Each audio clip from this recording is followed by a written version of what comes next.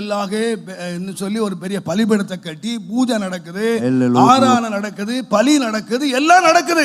Now the altar is built, the prayers being made. இந்த மனுஷனுடைய வாழ்க்கையில எப்படி வந்தது இந்த விக்கிரகம்? How come this idol into this man's life? இந்த அந்நிய விக்கிரகம் எப்படி வந்துச்சு? How come the strange gods? அன்றைக்கு லாபான் சோதிச்சு பார்த்து விக்கிரகம் இல்லன்னு கண்டுபிடிச்சான். That day when Laban tested, there wasn't any idol. புறப்படும் போது விக்கிரகம் இல்லை. There wasn't any idol when they started. ஆனால் பெத்தேலுக்கு வரும்போது விக்கிரகங்கள் எப்படி வந்தன?